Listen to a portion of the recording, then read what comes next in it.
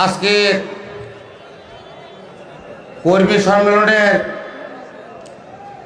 মঞ্চে উপবিষ্ট সম্মানিত সভাপতি,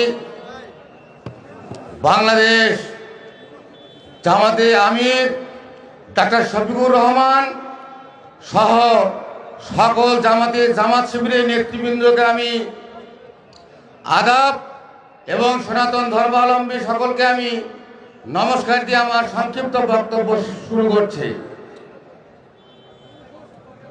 অনেকে হয়তো মন্তব্য করছেন যে হঠাৎ করে আমি গাইবান্ধা জেলায় সনাতন ধর্মাবলম্বী এখানে এসেছি বক্তব্য দেওয়ার জন্য, হয়তো আশ্চর্য বোধ করতেছেন।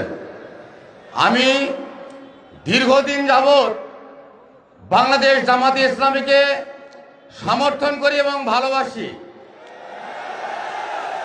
আমার প্রয়াত বড় ভাই, উনি ছোটবেলা থেকেই জামাতে ইসলামীর সঙ্গে সম্পৃক্ত ছিলেন। উনি আজ 10 বছর যাবৎ উনি মৃত্যুবরণ করেছেন। তার পরবর্তী হালটা আমি ধরে আছি এই জামাতে ইসলামীকে। আমরা হিন্দু সম্প্রদায়ের ব্রাহ্মণ পরিবারের সন্তান।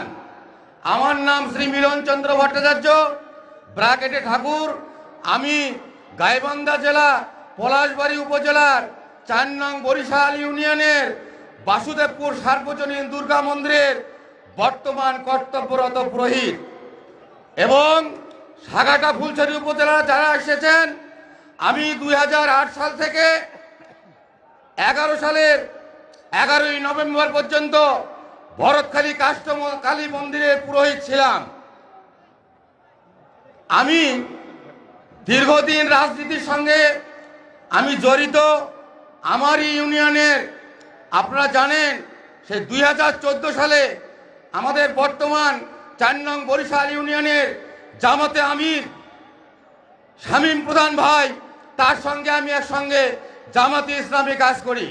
শুধু এই কাজ করতে গিয়ে আমি আওয়ামী লীগের চেয়ারম্যানের হাতে নির্যাতিত, এবং এখন পর্যন্ত আমি গাইবান্ধার কোর্টে আমাকে হাজিরা দিতে হয়, এবং আমি 4 দিন জেল কেটেছি।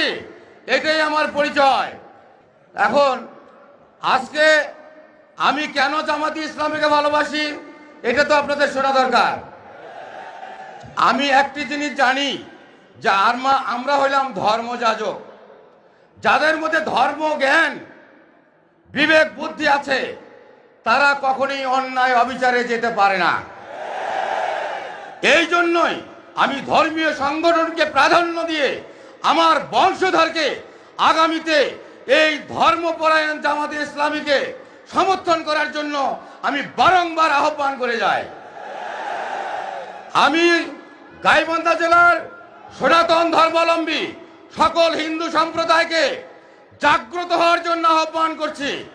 ইতিপূর্বে আপনারা যে একটা ইতস্তত ভোট করতেন, হয়তোবা জামাতে ইসলামীতে আপনারা ভোট দিতে চাইতেন, দলে যাইতে চাইতেন, কিন্তু অনেকে বিশ্বাস করতো না যে এরা সবাই আওয়ামী লীগ। কিন্তু আজ কিন্তু সেই দিন আর নেই।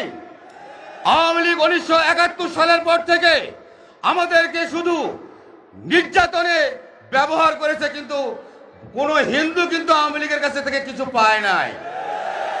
এই আওয়ামী লীগ আমাদের ঘরে বন্দুক ফুটাইয়া তারা এই দেশের অর্থ লুট করে বাইরে নিয়ে গেছে। আর আমরা হিন্দু সনাতন ধর্মাবলম্বী যারা, তারা আছি একদম নির্যাতিত অবস্থায়। আপনারা জানেন, আমি হিন্দু সনাতন ধর্মাবলম্বীকে অবগত করতে চাই, এতই যদি আমাদের হিন্দু সম্প্রদায়কে আওয়ামী লীগ ভালোবেসে থাকে, এই 2014 থেকে 17 সাল পর্যন্ত অর্ধশতাধিক মন্দিরের পুরোহিতকে হত্যা করা হয়েছে। আপনারা কয়জন পুরোহিতের বিচার চেয়েছেন? কয়জন পুরোহিতের বিচার পেয়েছেন? আর আজকে এই ইসকন সদস্য চিন্ময় প্রভুক নিয়ে আপনারা লাফালাফি করতেছেন। এই চিন্ময় প্রভু ইসকন সদস্য যারা আমাদের হিন্দুদের মধ্যে বিভেদ সৃষ্টি করেছে। আপনারা উত্তরবঙ্গে ইউটিউব সার্চ দিলে দেখতে পারবেন, রায়ন চক্রবর্তী শুভ, তার সঙ্গে এই ইসকন সদস্যদের কত বাকবিতণ্ডা হয় বা হয়ে আসছে।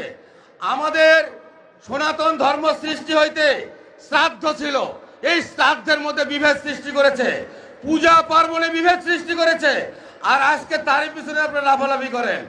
আর যারা হিন্দু সম্প্রদায়ের পুরোহিত ব্রাহ্মণ মারা গেল, তা নিয়ে তো আপনারা কোনোদিন আন্দোলন করেন নাই। আমি আপনাদেরকে সচেতন করতে চাই, এখন আর আওয়ামী লীগ নেই। আপনারা দেখেছেন গত দুর্গাপূজা তথা 5ই আগস্টের পর যেভাবে এই বাংলাদেশ জামাতে ইসলামী আমাদের হিন্দুদের নিরাপত্তার জন্য এগিয়ে এসছে, আমি তো মনে করি 100 বছরেও কোন দল হিন্দুদের জন্য এইভাবে নিরাপত্তা দিতে পারে নাই। এই দৃষ্টিকোণে ইতিপূর্বে আমাদের পূজা পার্বণ ধর্মীয় অনুষ্ঠান করতে গিয়ে পুলিশের অনুমতি নিতে হয়েছে, পুলিশ পাহারা দিতে হয়েছে। এইবার আমাদের কোনো মন্দিরে পুলিশের প্রয়োজন হয় নাই। আমি চাই যে আজীবন আমাদের বাংলাদেশের জামাতে আমির ডক্টর শফিকুর রহমান, আমি মনে করি উনি সম্ভাব্য প্রধানমন্ত্রী।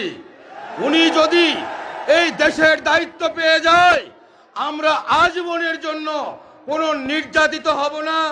আমাদের কোনো ধর্ম অনুষ্ঠান করতে গিয়ে কোনো পুলিশ নিরাপত্তার প্রয়োজন হবে না।